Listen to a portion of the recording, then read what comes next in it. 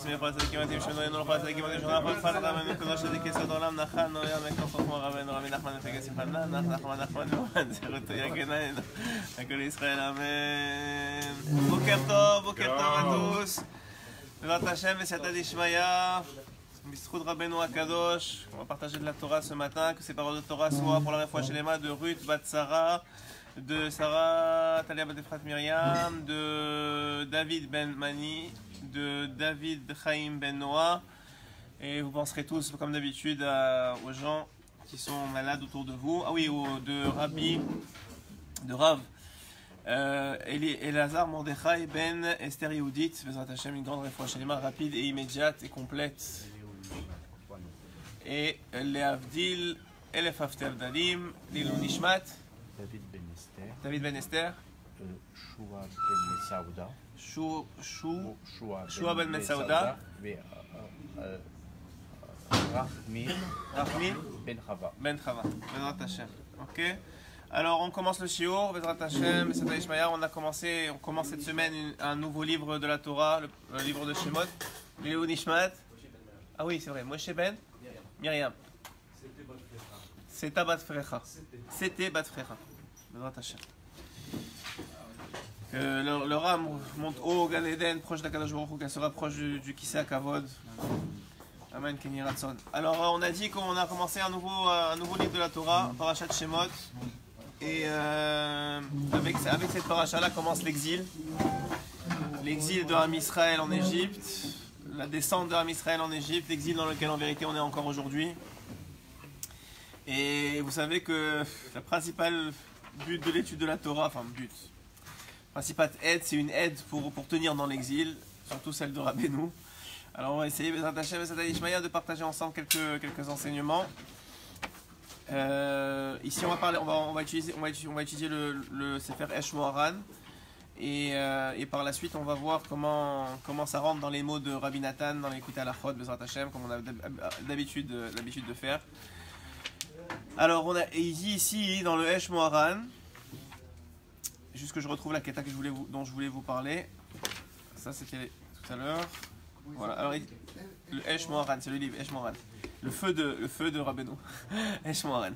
C'est pas comme l'écouter Moharan. Non, l'écouter Moharan, c'est ce qu'il a écrit, Rabbeinu. C'est son écouter. Alors, il dit ici. Il parle, vous savez que la paracha de la semaine, elle commente, elle va parler évidemment de la descente. Elle commence avec la descente des enfants d'Israël, mais elle va commencer aussi avec tout le sipour à propos de Amram et du père de Moshe Rabbeinu, la naissance de Moshe et le fait que Moshe Baruch Hashem il va être sauvé des eaux, oui, d'où son nom, Moshe. Et ça va être le début de la Géoula en vérité. En même temps que l'exil commence, il y a déjà la Géoula qui arrive aussi avec.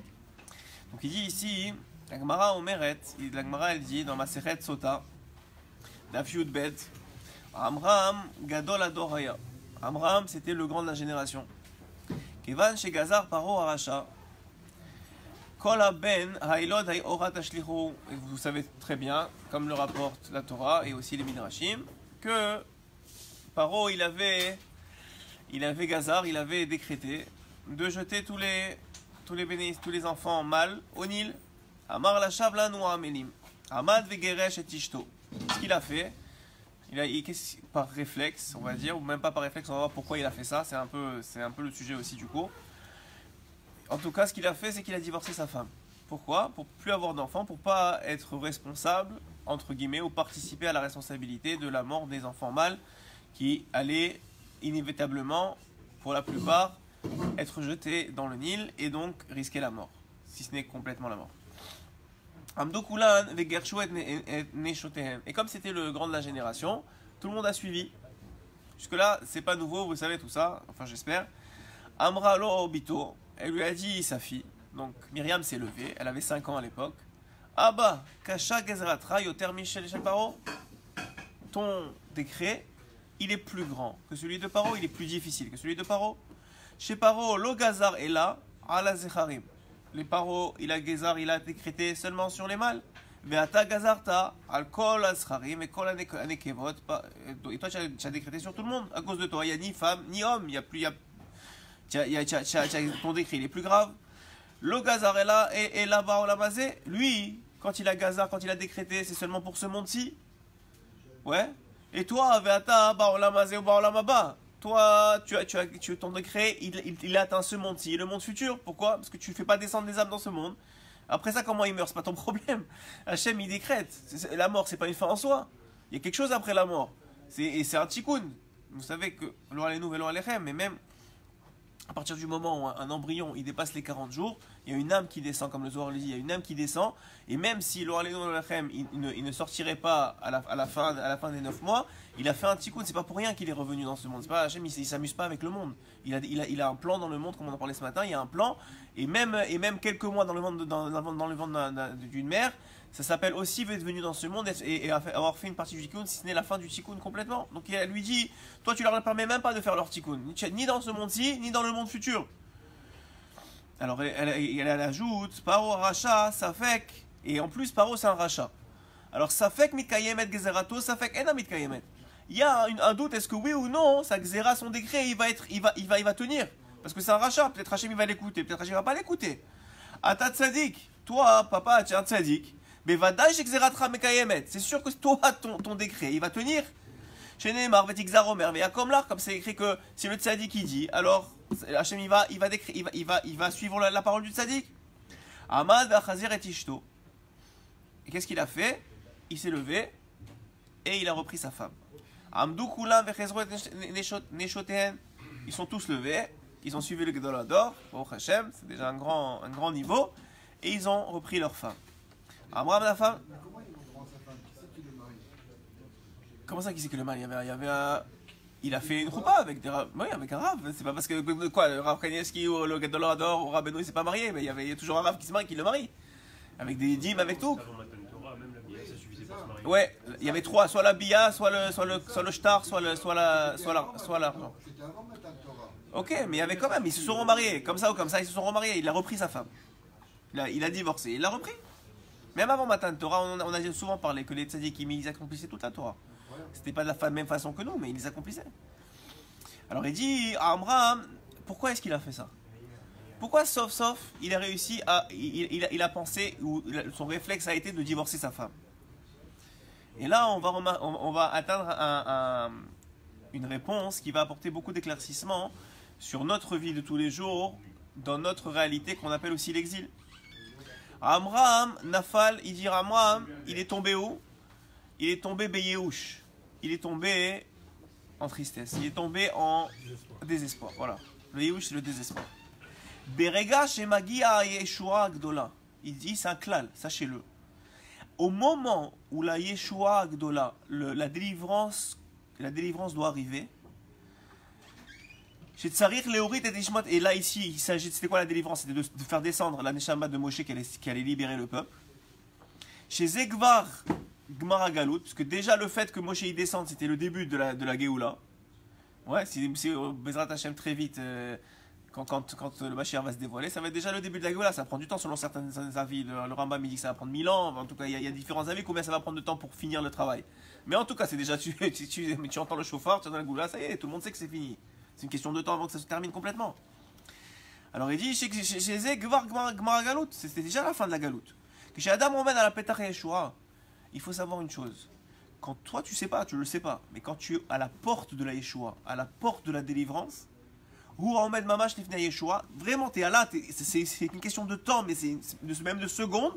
Be'otorega nirnas tamid leyush. Achi gadol. Sache que le Sera, il va te faire entrer dans un désespoir le plus grand qui existe. Le plus grand qui existe. C'est le moment où le Yeshua il met toutes ses forces pour que tu tombes. Mais pourquoi? Parce que c'est la fin. Et bien, tu vas c'est une question de secondes, de minutes. Et donc, qu'est-ce qu'il veut faire le Yeshua? Il veut essayer de retarder un petit peu, même pas, il ne peut pas annuler le décret. Il peut retarder la Géoula le plus possible. Donc, qu'est-ce qu'il fait? Il fait que tu rentres en tristesse, tu t'énerves, tu t'ajoutes des starotes sur ta tête. Et ta réaction, elle fait en sorte que ça retarde le truc. Mais t'étais à la porte, là. C'était une question de temps. C'est comme un arnaqueur. Il recherche toujours de nouvelles combines. Ouais.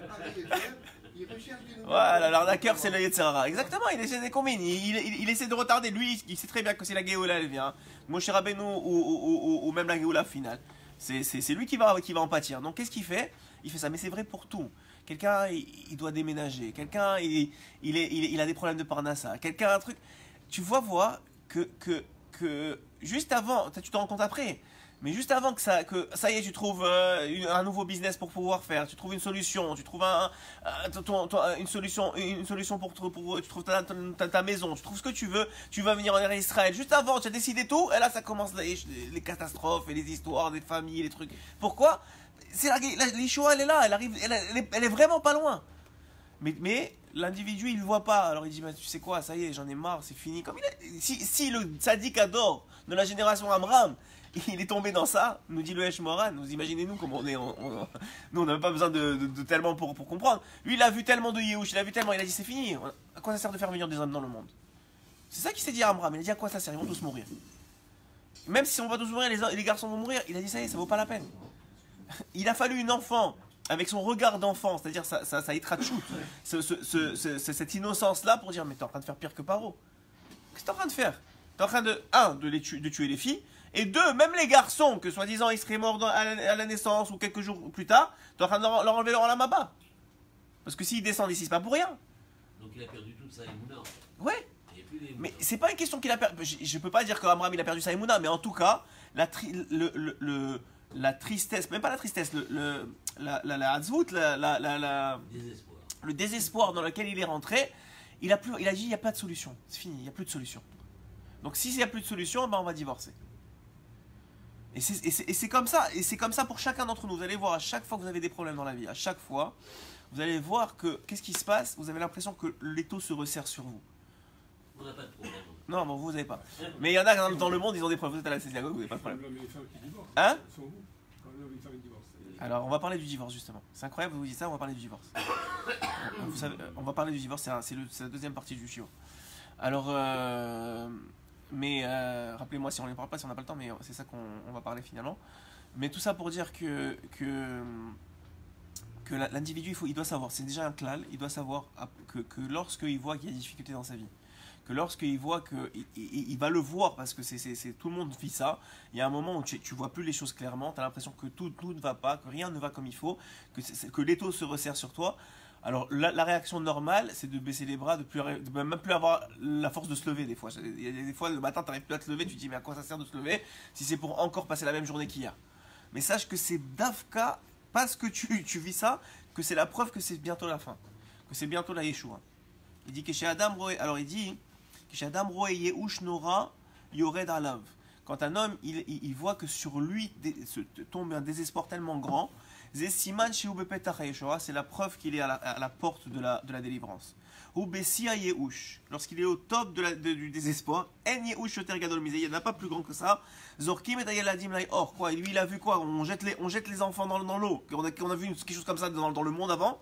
Yatseu Shishim Ribot Lai Or, c'est pas un ou deux, c'est des milliers et des milliers. Au Moshe Lakraoto Batchabat Bao, En Yehush Gadol, et pourtant quoi? Et tu vois quoi? Même si j'ai un enfant et même si j'ai un garçon, je vais le jeter à l'eau, il va finir. Non, Hachem il a ses plans. Batia elle va l'attraper. Hu Gvar Roe Shakol Avud Zorkim et Ayeladim Lai Or En Malavile Ayeladim Laolam Yoter. Hu Gvar Begim Mea Isrim. Lui en plus de ça, lui il a 120 ans. Sa femme elle a 129 ans. Vous avez vu une chose pareille, qu'ils vont avoir des enfants de toute façon. Alors il dit bon ça y est, allez, on arrête. On arrête l'histoire, c'est pas possible, il y a quelque chose qui va pas. Et il dit là non, c'est Dafka à ce moment-là que Moshe Inolad. C'est pour ça que Rabbeinu il a dit que personne peut, que la Gemara elle dit que le Mashiach viendra quand tout le monde aura, quand personne ne s'y attendra. Ouais. Le chat pachout de ça, c'est qu'on va être tellement désespéré que c'est le moment où il va venir. C'est le si au désespoir de dire bah ça y est c'est fini, hein, c'est pas possible, il peut pas venir maintenant, et c'est là où il va venir. Et Rabbeinu il dit ça sert à rien de donner des dates, à chaque fois qu'il y aura une date, elle viendra pas. Chaque fois que quelqu'un va dire moi je pense que c'est telle date, ça marchera pas. C'est la Gemara, il apprend ça de la Gemara. Non, c'est normal. C'est comme un père qui a une surprise, il aime lui faire une surprise.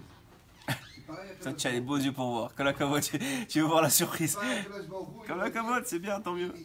Il veut faire plaisir à ses enfants, il veut leur faire une surprise quand eux ils s'attendent pas. Tov, j'accepte.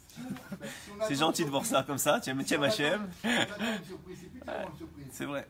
Mais si elle vient Bon, en tout cas, tu vois, on va être surpris. Mais il y en a qui. Le Rabbi Lubavitch, il dit que c'est pas une question de la date qu'on va être surpris, c'est que même si on s'y attend, même si on dit ça va être tel jour, eh ben, ça va être tellement grand, les miracles et tout ce qui va arriver, qu'on va être surpris de toute façon par le dévoilement. Mais Rabbeinu, il dit non, même la date, on va être surpris. נפל כזה ייאוש על כל העם ישראל ועל עמרם נפל הייאוש היותר גדול עד שהוא גירש את יוכבד מרוב ייאוש. כשאדם רואה את עצמו על סוף הייאוש הוא רואה שכבר הכל אבוד, גמרנו. Lorsqu'un homme il voit que c'est la fin, qui croit que vraiment il a plus aucune solution, il ne peut pas s'en sortir, c'est Dafka qui va s'en sortir. Dafka zarega chez Misham yoredet uva'a nishmat Moshe lerolam, c'est Dafka à ce moment-là que la neshama de Moshe est descendue. Nishmat Moshe ba lerolam besiya yehush que chez mityashim midgeula kemo chez Mashiach rak yavo beseya adat, comme nous dit la Gemara que le Mashiach va venir quand seya adat, ça veut dire que l'esprit va plus s'y attendre. Et à ce moment-là, Keshit Hashou Mea Geoula, lorsqu'on va vraiment être désespéré de la Geoula. On y est presque, je vous le dis. Ensuite de ça, on a parlé, je vous ai dit qu'on allait parler des divorces ici. Myriam Amra le Avia, et elle a dit à son père, donc on a dit chez Paro Gozera, à la Olamazé, il a fait sur ce monde-ci une Gzera. Et toi, tu es en train de tuer les hommes, même pour le Olamaba, même pour le monde futur. La première chose qu'elle lui a dit, c'est Paro Racha. Paro, c'est un Racha. Misé Paro Biklal, c'est qui Paro? Hulokayam, il n'existe pas Paro. C'est un Racha, il n'existe pas, c'est qu'une illusion. Mais c'est Biklal Paro. C'est ça qu'elle a dit, une enfant de 5 ans. Elle lui a dit, mais c'est qui Paro? C'est rien, c'est un Racha. Et lui, on a dit, ça fait que mitkayemet, ça fait que no mitkayemet. C'est un doute, est-ce que oui ou non, elle va se maintenir sa xéra. Tzadik, et toi tu es un tzadik, mais vadaï c'est gezarta mitkayemet. C'est sûr que toi, ce que tu dis, ça va arriver. Yadda bat paro chamesh, kach omeret la bachela. Ma ata mefached, mimi ata mefached. De quoi tu as peur? De qui tu as peur? Elle dit à son père, de quoi tu as peur? De qui tu as peur? Tagit perek teilim. Il dit, le Midrash il rapporte, il a dit, dis les teilim. Au paro, il rapère la vague pour rire. Et les disparaît, il va disparaître. Elle lui a dit, fais des teilim, papa. Et papa, regardez la pchitoute. Elle lui a dit, de quoi tu as peur? Toi, tu es un tzaddik et lui, c'est un rachat. Qu'est-ce que tu vois? Juste le monde, juste ce qu'il y a devant tes yeux? C'est juste devant tes yeux que ça existe? Pourquoi tu as oublié qu'il y a un Olam Haba, tu as oublié qu'il y a Dieu dans le monde? Je comprends pas. Ani mamina be'emuna shelema, il lui a dit, moi je crois d'une emuna parfaite. Bitfilot shelcha, dans tes prières. בוודאי שאתה תחליט את פרעה בתפילת אחת שתהיה תפילתך מתקיימת ותגזור אומר ויעקב לה. C'est sûr qu'une seule de tes prières, elle vaut plus que Paro tout entier. Ahmad vechizir et ishto, donc il s'est levé, il a repris sa femme. Et ce moment-là, c'était Zain Elul. C'était le 7 Elul. Mais Zain Adar Gvar Nolad Moshe. Et Zain Adar, il est né Moshe. Hein? Non, on n'a pas. En tout cas, j'ai pas lu dans le Midrash que c'est rapporté. Non, c'est fou que c'est elle qui a eu la force de voir ça. C'est vrai. Et souvent, et des fois, c'est comme ça. Ça vient de plus bas que. Tu as l'impression d'être quelqu'un qui a de la chorma, mais des fois la chorma, ça t'obscurcit aussi l'esprit, les yeux, pour voir les choses qui sont les plus pachoutes, les plus évidentes. Mais aussi, il faut comprendre que Myriam, elle n'était pas dans le problème. Ça veut dire quoi? Ça veut dire quoi? Je vais expliquer. Voilà, peut-être Aaron s'était concerné parce que c'est un garçon, premièrement, et surtout, le père, il était concerné parce que c'était lui qui était responsable de la génération. Quand tu es pris dans le problème, tout de suite, tu as moins de vision. Tout de suite, le Yetzerara, ou en tout cas l'emprise de la situation, elle est sur toi. Mais quelqu'un qui est extérieur à toi, tu vas dire, regarde tous mes problèmes, tu viens raconter tes histoires à quelqu'un, ouais, un rave ou un ami que tu connais bien. Ouais, tu viens raconter des histoires. Lui, tout de suite, il va dire, mais pourquoi tu fais pas ça? Mais tu sais quoi, c'est pas la fin du monde. Est-ce que, alors tu veux dire, ah ouais, tu peux lui dire, ah ouais, c'est facile, toi t'es pas dans le problème. C'est vrai, c'est facile de parler quand t'es pas dans le problème. Mais t'es quand même plus lucide quand t'es pas dans le problème. Tu relativises plus. La réalité, c'est quoi? C'est que le problème, il obscurcit tes yeux. Toi, qu'est-ce que tu vois? Tu sens, tu vois, tu as responsabilité, j'ai une famille, j'ai des enfants, il faut que je déménage, ou il faut que je trouve un travail, ou il faut que j'ai de l'argent. Je sais pas, chacun il a ses problèmes, ouais. Mais qu'est-ce qu'il voit? Même s'il il peut pas avoir de recul par rapport à la situation. Mais sa fille, Myriam, c'est une fille, donc elle pense aussi aux autres filles. Elle dit, mais attends, mais si papa il avait pensé comme ça sur moi, je serais pas né. Et puis deuxièmement, attends, il y a un Olam Haba. Papa il arrête pas de dire qu'il y a Hachem. Attends, mais qu'est-ce que tu fais? Qu'est-ce que tu fais d'Hachem dans la situation? C'est vrai, quand vous parlez des fois aux enfants, je vous dis, des fois, ça vaut la peine. Premièrement, c'est un conseil d'éducation de raconter ses problèmes aux enfants. Pas pour qu'ils te les solutionnent, hein, mais parce que c'est prouvé, je l'ai dit plusieurs fois. Et c'est même pas chez nous, enfin chez les goïms, ils ont prouvé qu'un enfant à qui on n'a pas caché les problèmes des parents et qui a vu que les parents à la fin sauf tout le monde, tout s'arrange. Ouais, comme ça ou comme ça, tout s'arrange. Qui a vu la vie de ses parents et qui a vu comment ils ont évolué, ils se sont battus, ils sont arrivés, ils réussissent mieux dans la vie. Après, ils ont des kélim. Pourquoi? Parce que quelqu'un qui est né dans un cuillère d'argent, le premier problème, il comprend pas. Il dit attends, mais moi j'ai jamais vu un problème de ma vie. Mes parents, ils ont jamais eu de problème. Ils ont eu des problèmes, ils n'en ont pas parlé. Donc lui, il voit que c'était tout toujours bien, et là, il voit le premier problème avec sa femme, ou le premier problème avec son travail, et ça, il dit, bon, alors ça veut dire c'est pas pour moi. Mais c'est pas ça la vie. La vie, c'est comme ça, c'est des problèmes et t'avances, des problèmes et t'avances. C'est ça la vie. Hein? Un élève qui apprend. C'est un élève qui apprend, mais ton fils aussi, c'est comme ça. Tu peux pas. Tu sais, c'est sûr s'il est trop petit pour comprendre, moi, mais c'est pas, il faut pas. Attends, on parle pas. Hein? Tout n'est pas blanc, mais mais un enfant, il doit comprendre ça aussi. Tout n'est pas blanc, mais on se bat. Il y a Hachem dans le monde, il y a de la Emouna. Je sais pas, on va aller la semaine prochaine ou on va aller la semaine prochaine, mais c'est pas grave. Ils savent.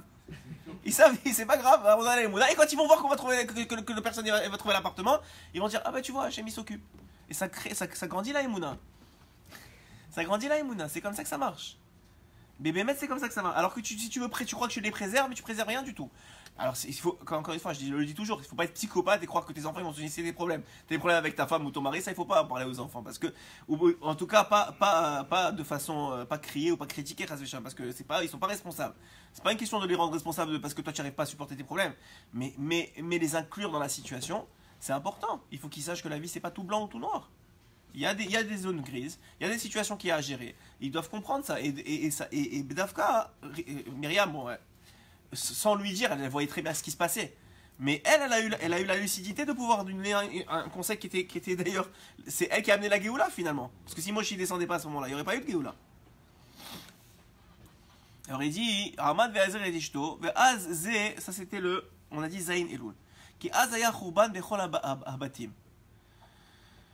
Alors il dit comme ça, il dit que, excusez-moi, j'ai sauté. ובאמת, היא הייתה מעוברת 3 חודשים קודם, זה היה ט' חודשים מלאים, ואומר העשרה מאמרות, שתמוז אב זה חדשי חורבן. On sait que Av et Tammuz, c'est jusqu'à aujourd'hui les moments de tristesse du peuple d'Israël. Tous les problèmes du peuple d'Israël sont arrivés dans ces mois-là.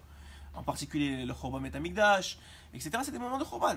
C'est des moments de Chorban, c'est de feu, que ça a brûlé, quoi. Qui az haya churban bechol habatim, she'areh, pourquoi? Ici, le Yesh Moren dévoile pourquoi. Il dit parce que, à cause de la tristesse que Amram a engendrée dans les familles du peuple d'Israël en obligeant les hommes à divorcer, ça a créé la tristesse que ça a créé à ce moment-là, au moment de l'Égypte. Ça a créé le potentiel que ces mois-là maintenant, pour jusqu'à aujourd'hui, ils sont des mois de Chorban. Pourquoi? Parce qu'il y avait Chorban ici dans les baïts. Il y avait le feu dans les maisons, à cause de cette situation-là. Donc, ça a créé le feu plus tard, dans le Beth Amikdash. C'était des mois qui étaient propices à ça. Heureusement qu'il s'est vite remarié.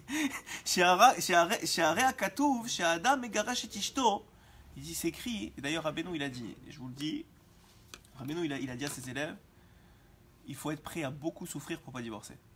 Il leur a dit clairement, il leur a dit, il faut être prêt à beaucoup souffrir pour ne pas divorcer.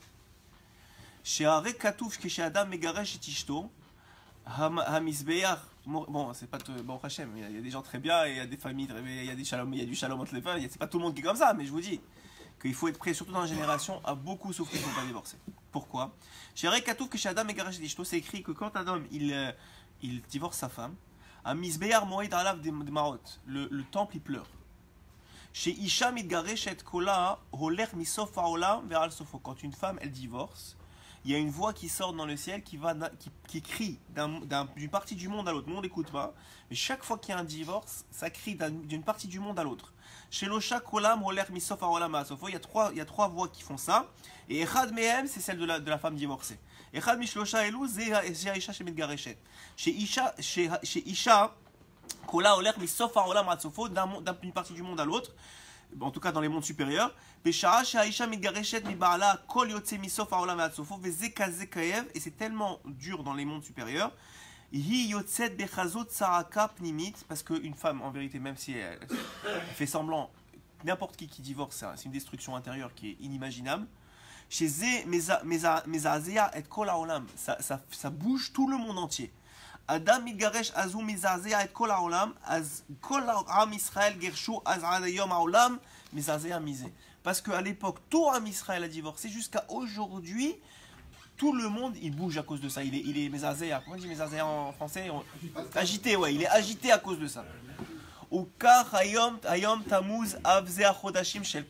Et jusqu'à aujourd'hui, Av et Tammuz, enfin Tammuz et Av, c'est des chodashim chez Kol Haolam Mezazea, pour Anout, c'est des chodashim de pauvreté, des mois de pauvreté. Kol pour Anouyot, Zeav. Toute la pauvreté est psychologique, physique, elle se concentre dans ces mois-là.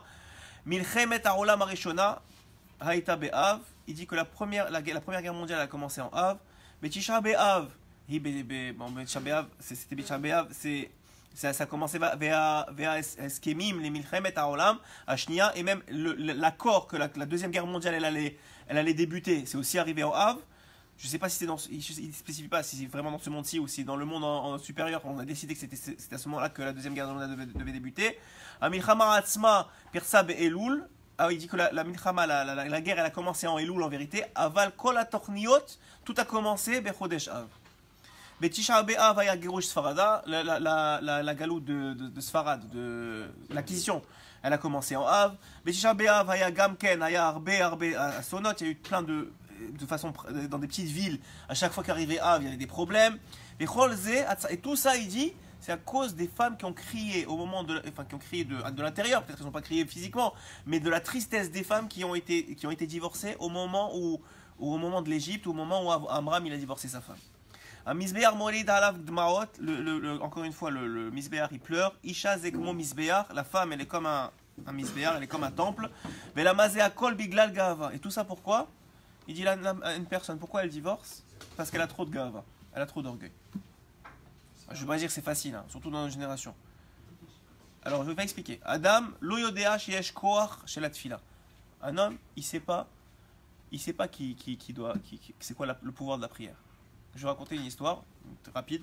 Rabbi Nathan, un jour, il y a un homme qui est venu le voir. Et il lui a dit, Kvod Harav, je ne sais pas si on l'appelait Rav à l'époque, mais Rabbi Nathan. Alors il lui a dit, j'ai une femme méchante. Il a dit comme ça. Je vais vous dire, c'est un cas exceptionnel. Si Rabbi Nathan il rapporte l'histoire en disant que c'est une femme méchante, c'est un cas exceptionnel. Hein. Toutes les femmes d'Israël, la plupart, 98,8%, c'est des femmes qui ne sont pas méchantes. Et si elles s'expriment méchamment, c'est seulement parce que soit elles sont tristes, soit elles sont pas considérées, soit c'est un mal-être intérieur. Mais lui, il parlait d'une femme vraiment méchante. Genre, elle est née comme ça, je sais pas d'où elle sortait, mais il parlait d'une femme vraiment méchante. Alors Rabbi Nathan, il rapporte l'histoire, il dit, il y a un élève qui est venu me voir, et il m'a dit, j'ai une femme méchante, qu'est-ce que je fais? Je peux plus. Et il savait, Rabbeinu il a dit, il faut être prêt à beaucoup souffrir pour pas divorcer. Et c'était un élève de Rabbeinu, c'était un élève Breslev.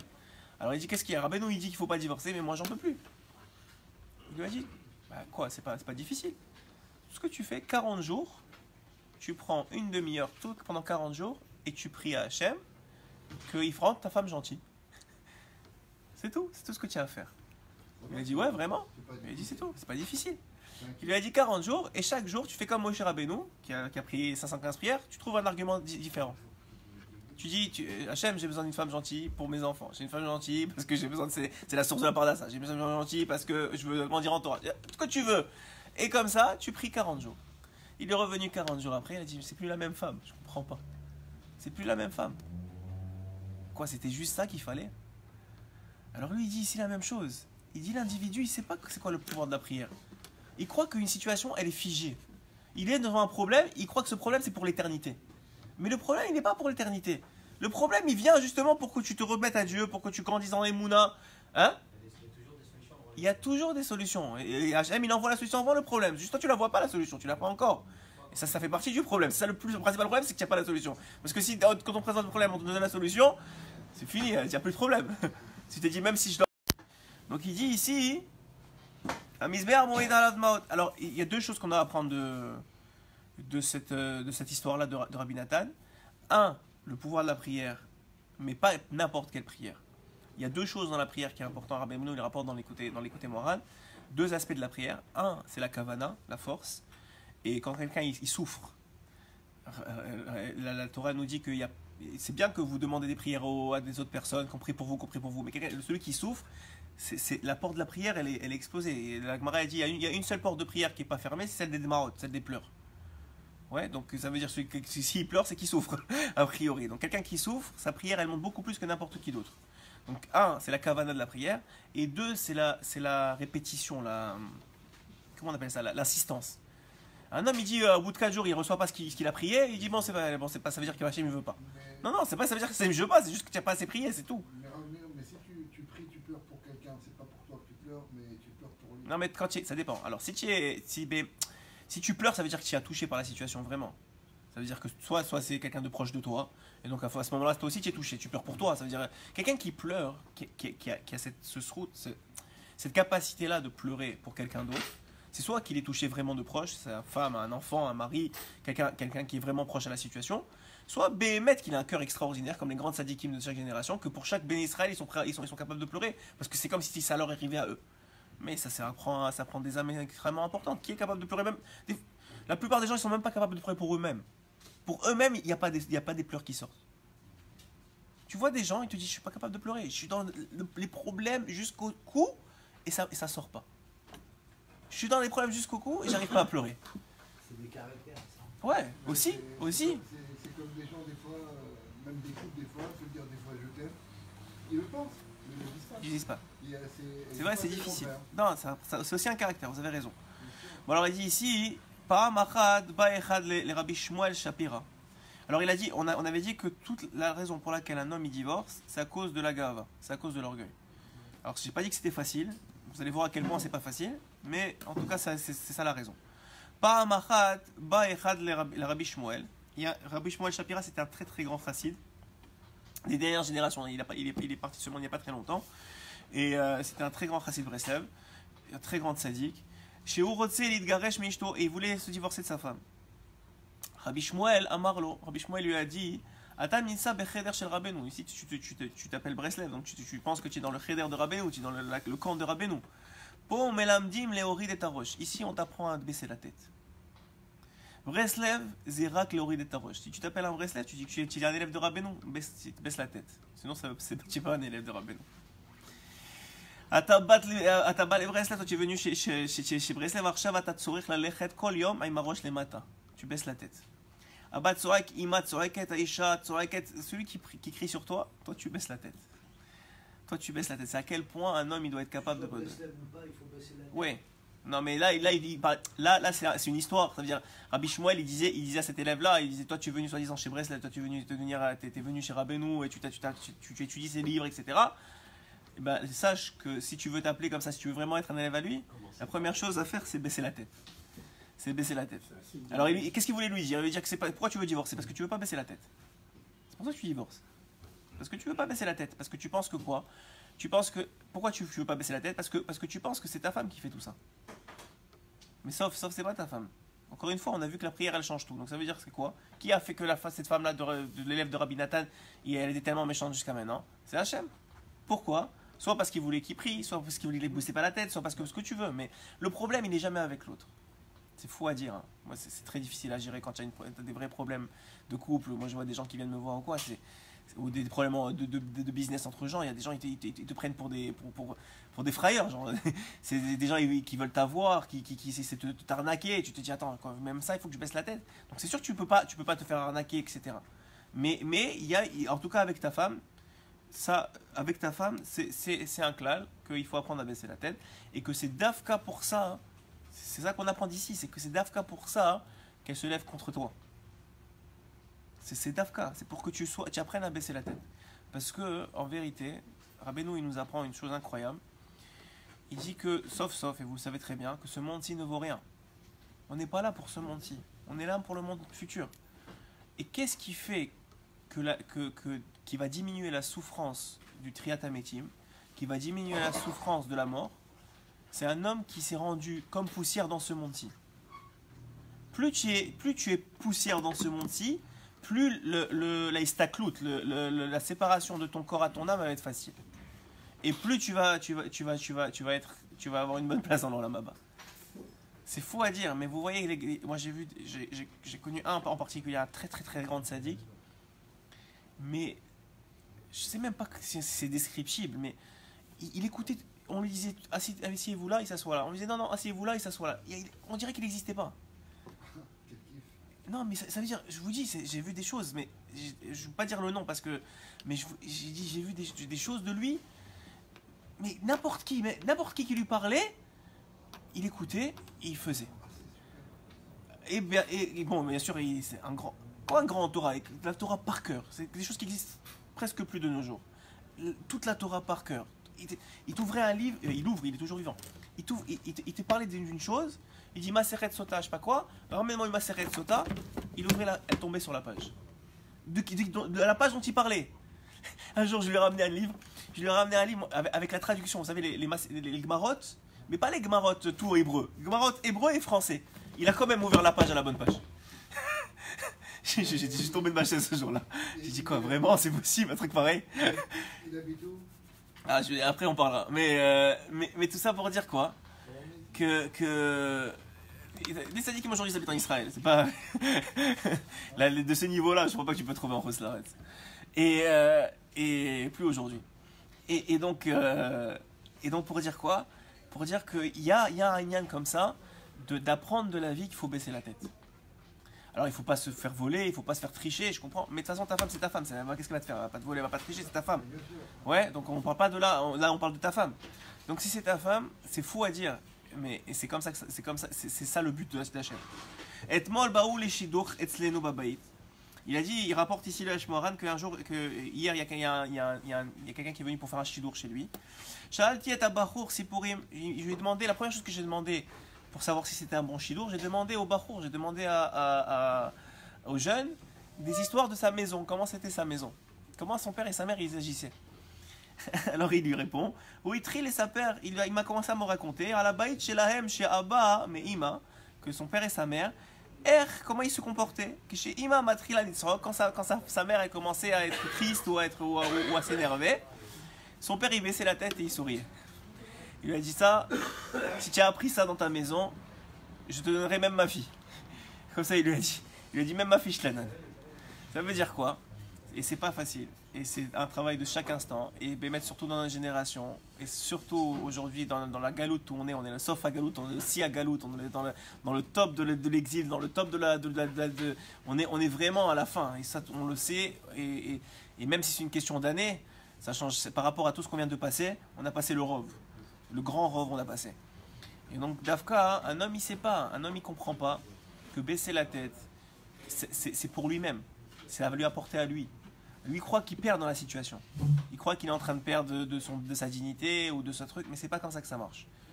Où il faut lever la tête? Pendant la Hamida. Pendant la Hamida, quand vous priez à Hachem, là il faut lever la tête. Là tu dis à Hachem, regarde, j'ai fait ce que tu m'as dit. Maintenant tu me règles mon problème. tu gères mon problème. Moi j'ai fait ce que tu m'as dit. J'ai compris qu'il ne faut pas que je me batte avec les gens. J'ai compris que ça ne sert à rien de crier. J'ai compris que essayer de montrer aux autres leur erreur, ça ne sert à rien. J'ai compris. Et même si je n'ai pas tout compris à 100% parce que je fais encore des remarques et je ne suis pas tellement parfait, mais j'essaye. Tu vois bien que j'essaye. Alors toi aussi, fais ton travail. On peut lever la tête sans être orgueilleux. Par exemple, si tu veux affronter des situations, alors encore une fois, tu relèves des défis, ça c'est très bien. Oui, oui, bien sûr. Sans être orgueilleux, oui, c'est bien sûr. Par rapport à une situation, alors j'avais lu, il y avait une phrase très belle, on va finir sur ça. Il y avait une phrase très très belle qui disait comme ça. Il disait la Emouna, la foi, la foi, c'est pas, et c'est comment ça arrivé. La foi, c'est pas de rien faire du tout. C'est de faire. Tu as besoin de faire le travail. Si tu as besoin d'aller travailler, si tu as besoin de gérer les problèmes, il faut aller gérer ça. Il faut faire les choses. Mais la foi, c'est de faire les choses sans angoisse. Que quoi? Tu es à 100% dans le truc. Tu travailles, tu fais la chose, mais c'est pas entre mes mains quand même. C'est un niveau énorme, hein. Moi je vous dis, surtout aujourd'hui. Sophie Tolano, elle a dit, elle pose une question. Est-ce oui. que aussi les femmes doivent baisser la tête? Bien sûr. Idéalement, oui. Pourquoi la femme, c'est dans les deux sens. Tout ce que je viens de dire, c'est dans les deux sens. C'est dans les deux sens, mais il semblerait quand même. Bon, il y a des femmes qui regardent le cours et elles vont être contentes, mais il semblerait quand même que le tikkun de l'orgueil, c'est l'homme. Ça vient de l'homme. Si l'homme, il n'est pas orgueilleux, sa femme ne le montera pas sur sa tête. C'est comme ça que ça marche. C'est un peu, ça fait mal au cœur de dire ça, mais selon la Torah, c'est la vérité, il faut dire la vérité. Pas du tout être orgueilleux. Et c'est écrit, la Gemara dit dans Masechet Sota, Amud He. Tout celui qui est orgueilleux, Hachem il n'est pas avec lui. C'est aussi simple que ça. Et vous irez voir la Gemara. Est-ce que j'ai la Gemara ici? On n'a pas le temps, mais la Gemara elle rapporte là-bas 2 pages. Elle parle 2 pages juste combien un homme il reçoit de tsarot parce qu'il est orgueilleux. Combien il reçoit de tsarot? Ça fait peur comment Hachem. Ça a l'air que la pire des choses c'est ça. Et des fois, mais le pire c'est pas ça. Le pire c'est qu'un homme qui est orgueilleux il s'en rend pas compte. Il croit que c'est non. Attends, c'est sa nature. Il voit pas le problème. Mais il faut qu'ils comprennent que c'est justement quand les tsarot elles arrivent à un homme, en particulier là on parlait du shalom bayit, on parlait de ça en particulier, il faut qu'ils sachent que c'est principalement à cause de ça. Chazak ou Baruch.